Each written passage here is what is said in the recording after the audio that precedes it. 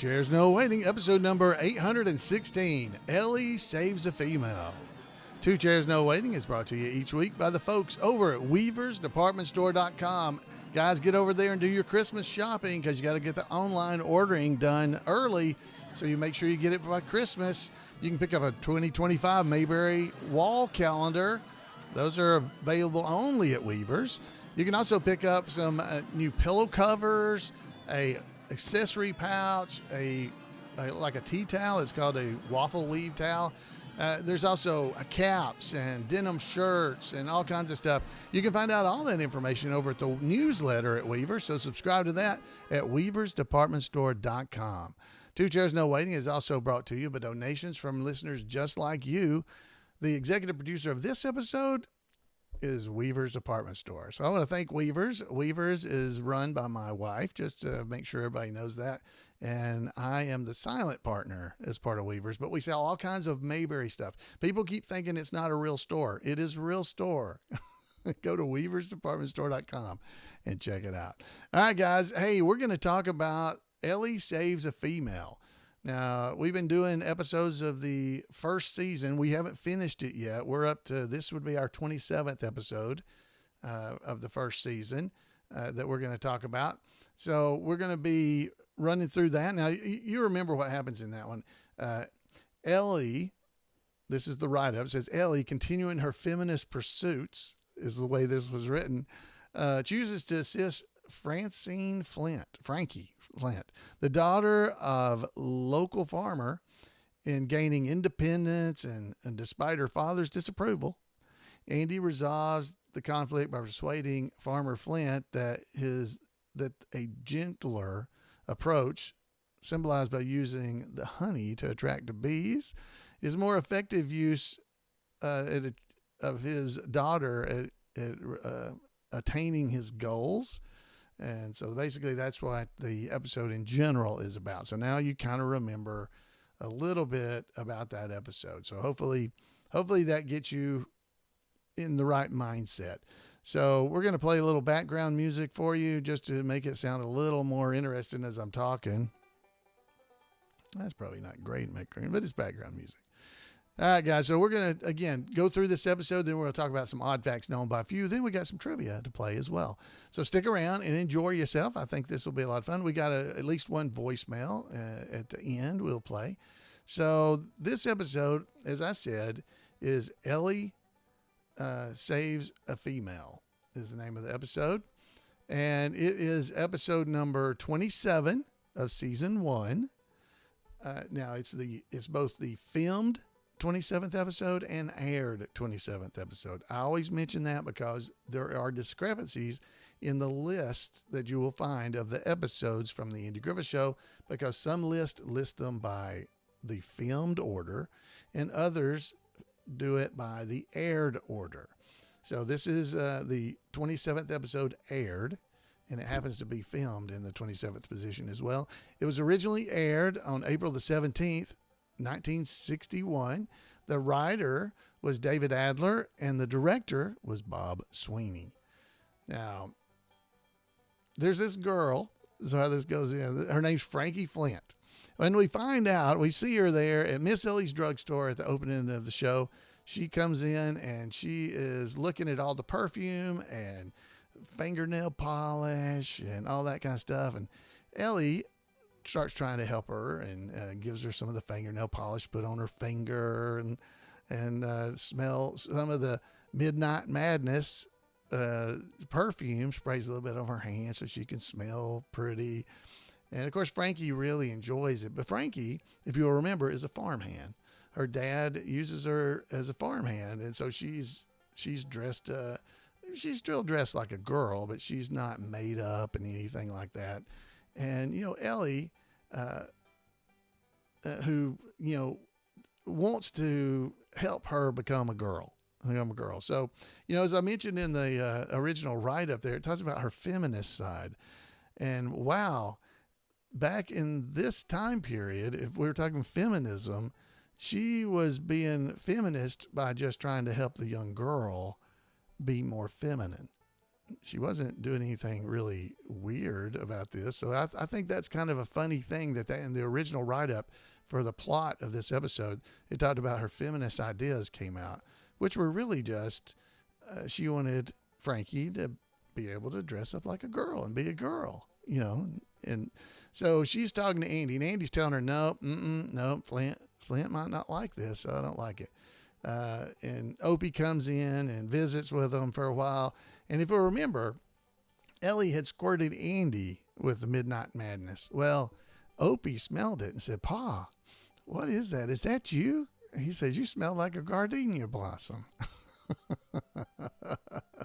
So he takes a little bit of ribbon from Opie about his smelling good. And then, of course, Opie wants his money to go buy him a candy bar of some kind. So Andy gives it to him, and then Andy eventually complains again to Ellie about spraying her with the Midnight Madness, because he is a sheriff, and he shouldn't be walking around town smelling like gardenia blossoms. But he heads over to the courthouse. Now, this is where the fun actually starts, I think, some of the fun starts in this episode, because it's unusual. Because Barney's in the courthouse. He's working on the new wanted posters, hanging them up on the bulletin board. But as he turns around and walks toward Andy, he smells the Midnight Madness. And so he says, what is that? Is that you? And so Andy explains what happens.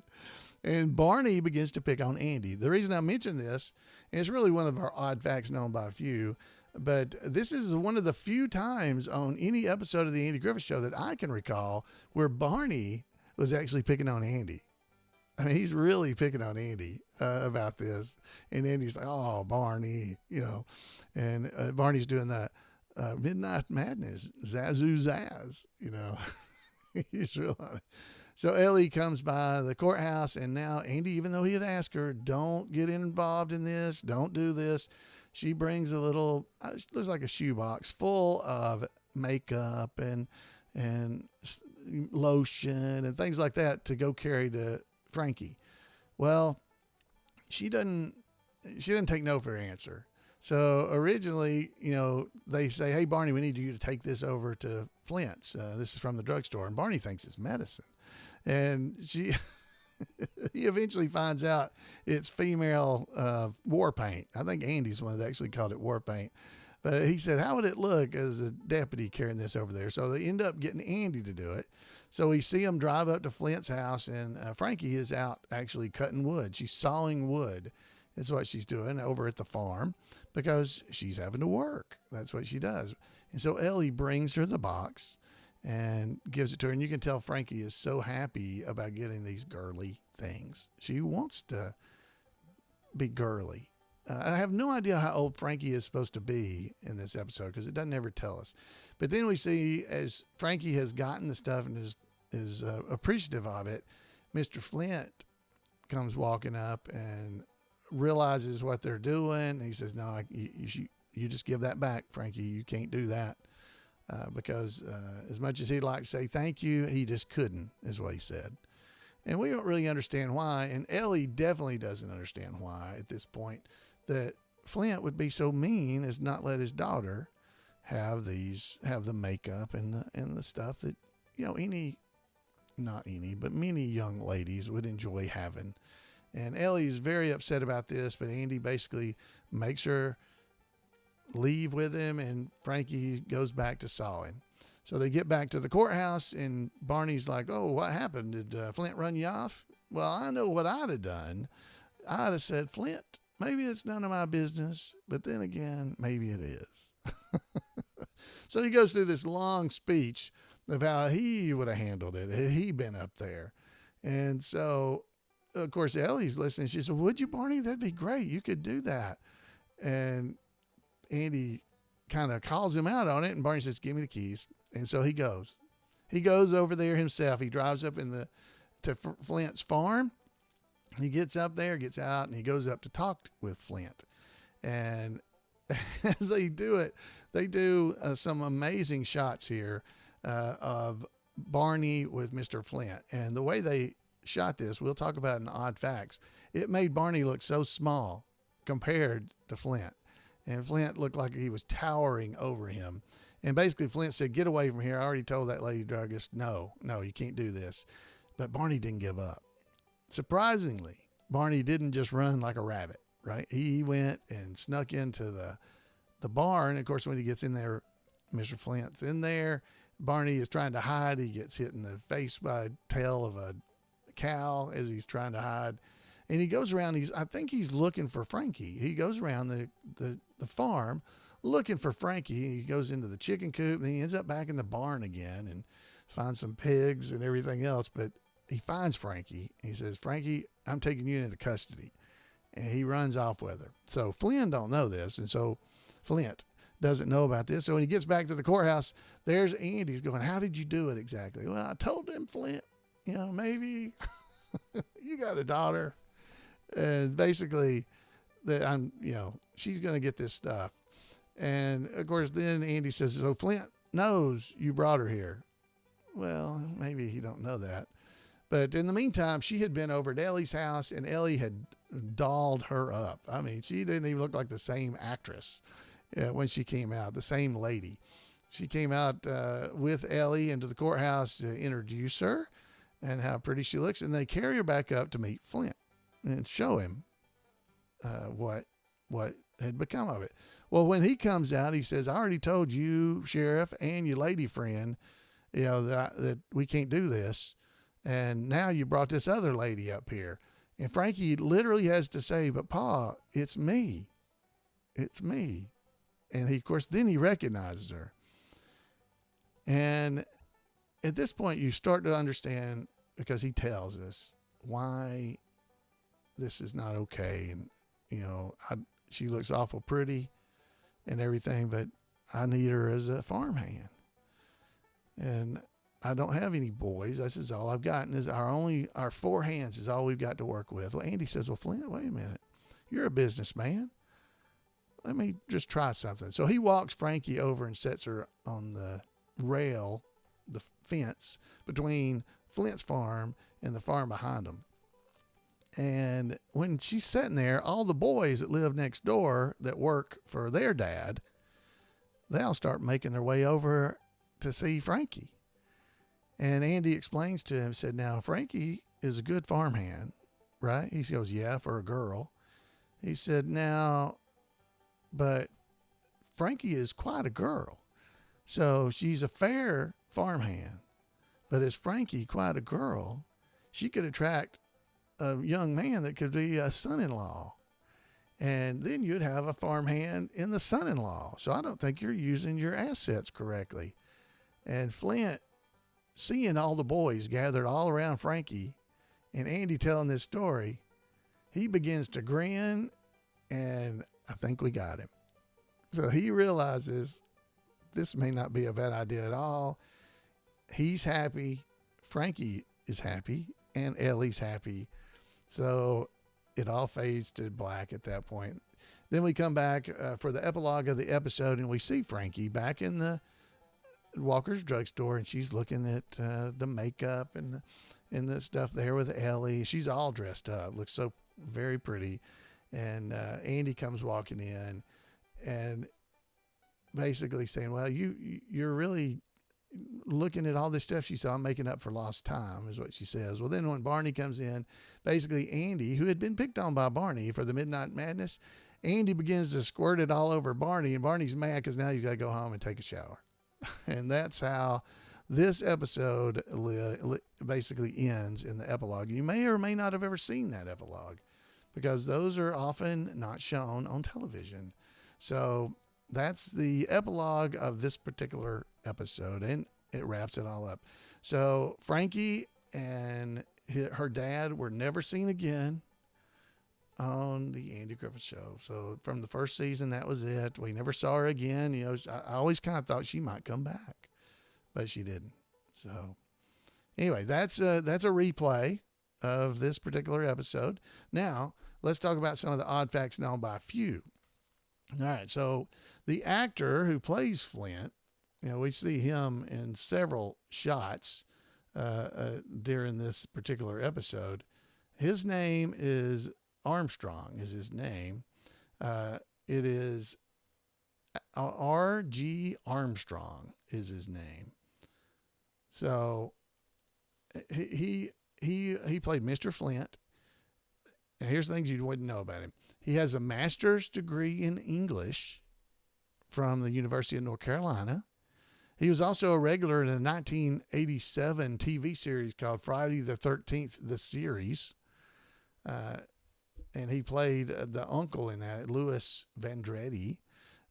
Armstrong was a very close, lifelong friend to Andy Griffith. The two met at the University of North Carolina in Chapel Hill and did stage work together as members of the Carolina Playmakers.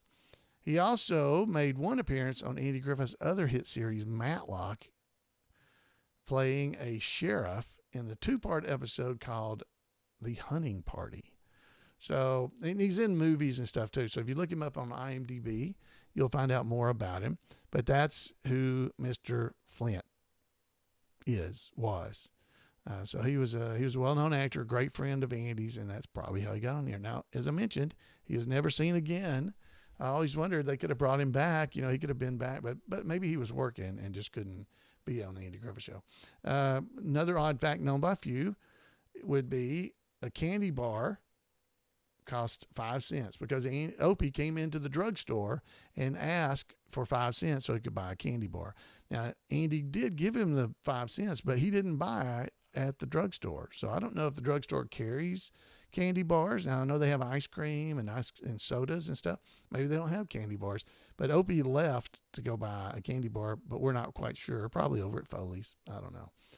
Chewing tobacco, we were told that at the beginning when Frankie was buying for her dad.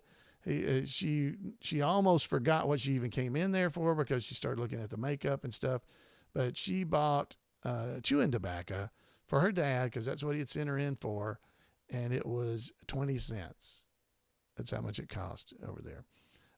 So the sign in the Walker's drugstore that in previous episodes has been spelled incorrectly, that said enlargements.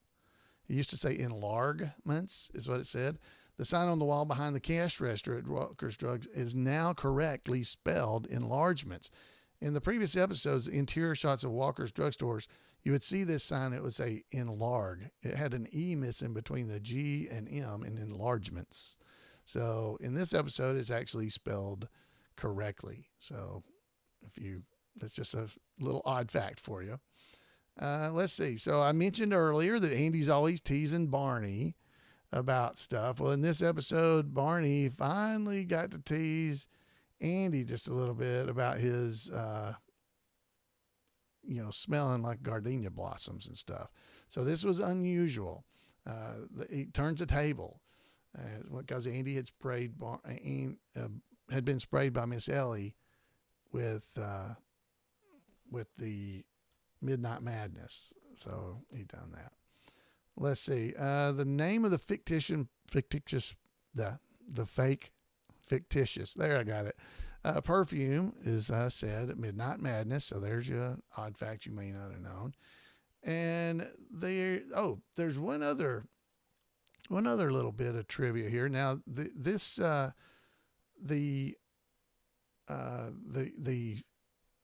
location of Flint's farm was actually on the back lot, on the 40 acres lot, where they filmed the Andy Griffith Show. But it was originally the set for the real McCoys. So when you see the barn and everything that they keep going in and out of during the episode, it was the set for the real McCoys, the TV show that was on for like 6 years. It was repurposed as Flint's farm in the Andy Griffith Show, and they carefully framed it so that you wouldn't see the McCoy's house. They use it in several different ways throughout the years. But the barn from the real McCoys was located right there on 40 acres. It was in the location near Wally's filling station. So it was near Wally's, and you would have seen it in that location in some of the shots from sometimes, but they eventually tore down that farm set to build the Camp Henderson exteriors that were used on Gomer Pyle USMC. So there's a lot of overhead shots, aerial views. I'm showing, if you're watching the video version, showing you one from 1965. And in the top left corner is where Camp Henderson from Gomer Pyle is located. That would be the general area where the Flint's farm was located. So this is a little bit of extra trivia for you. So hopefully that's fun, and hopefully you enjoy that. I always think these things are fun to know. That is all, I believe, the unknown things I could find for this episode. So if you have more information or more little odd facts known by a few, let me know. There's a great book over at Weaver's that you might want to check out that's written by one of our friends, Spirit Walker, who he has great books about the Andy Griffith Show in season 1 and season 2. It's a rerun watcher's guide. So definitely go and check that out because it has a lot of really good information about this kind of stuff. And I think you would really like it. He has one for season 1 and for season 2. So definitely check it out because he has all kinds of information that's odd facts known by, well, very few folks. But he has all kinds of stuff in there.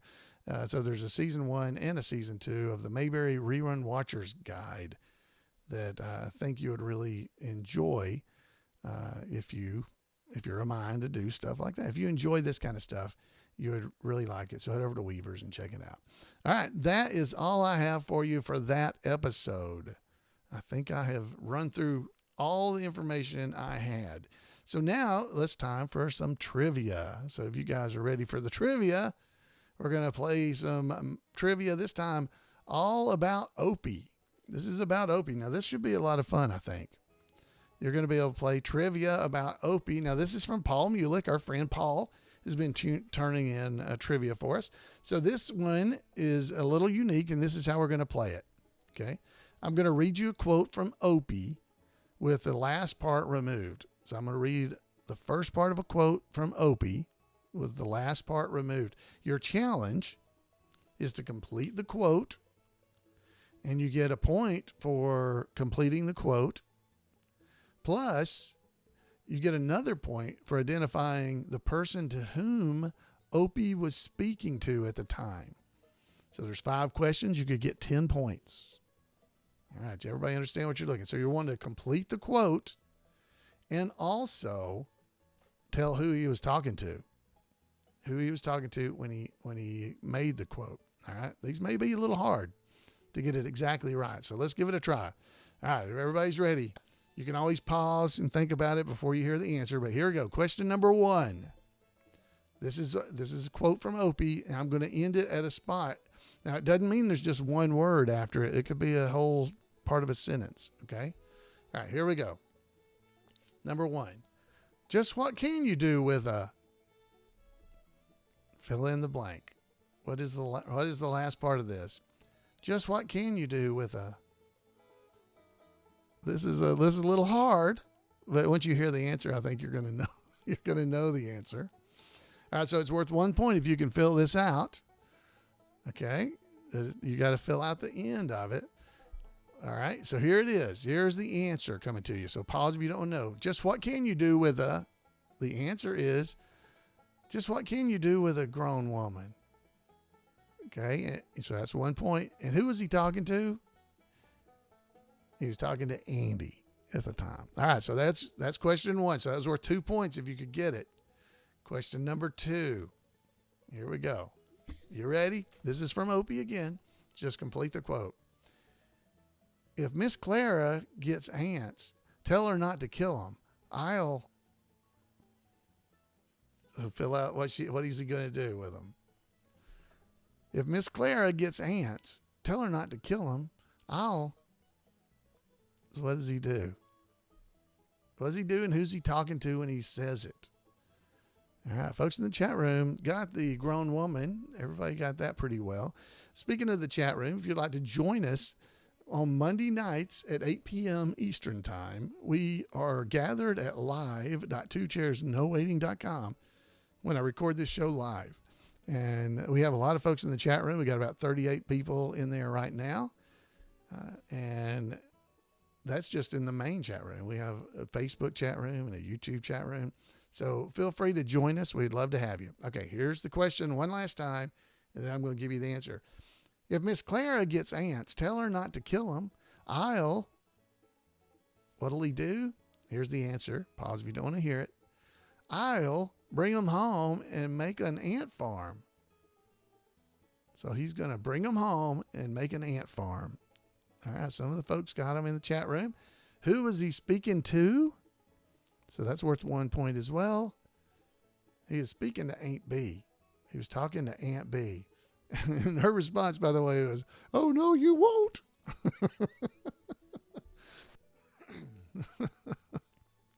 "Oh, no, you won't."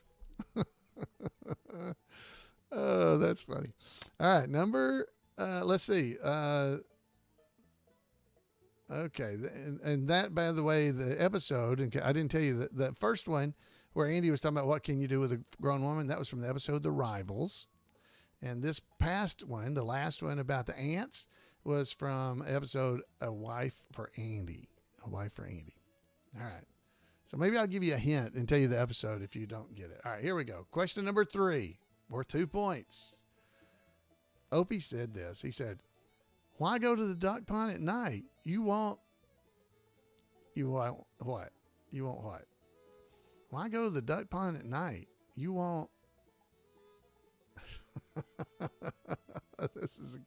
These bring such memories to my mind when I see it happening. Oh, okay. I'm going to give you the answer, but here, I'll give you a hint first. It was from the episode, The Rivals. Okay. It's from the episode, The Rivals, just like the first one. All right. So here's the answers. Who is he talking to? Remember, you got to get that. All right. Here's the answer. Why do you go to the duck pond at night? You won't be able to see the ducks. It was spoken to Barney, by the way. So Barney's who he's talking to. You won't be able to see the ducks. Folks in our chat room are doing pretty good at this. Getting it really close. You won't be able to see the ducks is the answer. All right. And, of course, Barney got mad then because he is, he's a minor. He shouldn't be able to use the phone. Ask him why he wants to go at night. Go ahead. Tell him, Lou. All right. Question number 4. Here we go. Opie said this. He said, when it bursts, you just put it in blank. Okay. What's he say there? When it bursts, you just put it in. And it's got a question. What did he say? This one's kind of harder. I think this may be a little harder. Folks getting it in the chat room. Let's see. Let's see here. I don't think I would have gotten this one. When it bursts, you just put it in. It says, let me make sure I read it right. When it bursts, you just put in blank. You just put in blank. Oh, now I remember it. When it bursts, you just put it in. All right, folks in the chat room are getting it. All right, here comes the answer. I'll go ahead and give you a hint. It's from Barney Fife Realtor, the episode. Barney Fife Realtor. And he says, when it bursts, you just put in another piece of wire. Okay, so that's what he said. You just put in another piece of wire. Who was he talking to? Howie. He was talking to Howie. Our buddy Dennis Rush is who he's talking to. And, of course, he was talking about his bicycle. Remember, the bicycle chain was broken, and it's been wired together. There's a piece of wire in there. Well, if it busts, you just put in another wire, another piece of wire. All right. So that was our next to the last question. Here we go. Last question. Number 5. I think I'll split over there and get some of those blank. I love this quote, actually. I know this one. Oh, I love this one. I think I'll just split over there and get some of those. These are great. All right. Thank you, Paul Mulik, for coming up with these questions. I think these are fun, and I really appreciate it. All right. One last read. I'm going to give you the answer. Here we go. I think I'll split over there and get some of those. All right. So here's your hint. This is from Opie's group. It's a color episode, if that's helpful. Here's the answer. Pause if you don't want to hear it. I think I'll split over there and get some of those cool-looking potato chips. Now, who he said it to, tough. It was not Arnold, as many of our folks in our chat room are saying.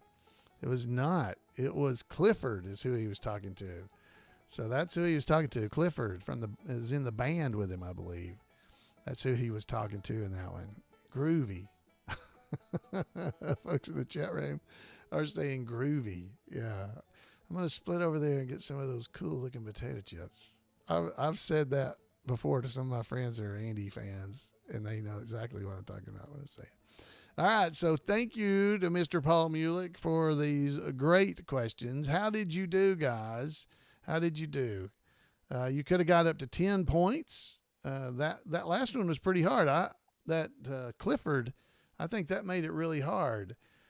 So folks in our chat room, some are saying they got 9 of 10. That's really good.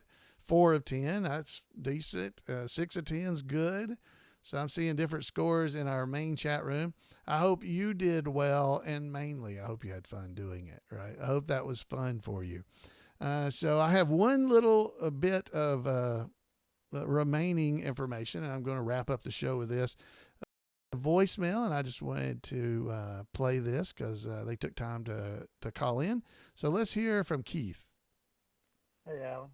This is Keith Underwood in Clinton, North Carolina. Nothing, no news. I just wanted to wish you a happy birthday for Tuesday the 10th, which is tomorrow. Just want to wish you a happy birthday for that, and hope you have a great day, all right? And I appreciate everything you do, and we'll talk to you soon. All right, bye. Wow, thank you, Keith. I appreciate that. And I want to thank everybody in our chat room. They've been telling me happy birthday as well. Tomorrow's my birthday. I got this very nice birthday card from one of our folks that is always in our chat room. Lydia is in there, and she even gave me a Cracker Barrel gift card. So thank you very much, Lydia. And it's very, very nice of you. Thank you so much. I really do appreciate it. And thanks to everybody that have called in or written in or just told me happy birthday. Thank you very much. It's a lot of fun. It's a lot of fun. And hopefully I'll be able to continue to do this for a lot more years as we do this. Is very nice. But thank you for calling in, Keith, and thank you, Lydia, as well for the card. And thanks to everybody that just wished me a happy birthday. This is not very evergreen because it won't be my birthday except the day this comes out. But I am very appreciative, and I wanted to thank you for that. Folks, I really do want to thank every one of you for coming and being a part of this show and just listening or watching or whatever it is you may do. I'd love to hear from you. If you give me a call at 888-684-8415 or email me at floyd@imayberry.com, I would love to hear from you. Next week will be our Christmas episode for 2024. And then probably we'll take the week of Christmas off because the podcast would come out on Christmas Eve. And I may take it off or do a rerun. So either way, you guys have a great Mayberry week in the coming week. We'll see you here for our Christmas episode. And if you're listening to this when it's not Christmas episode is still a lot of fun. So check it out next time. So folks, have a great Mayberry week, and we'll see you here on Two Chairs. Good night, everybody.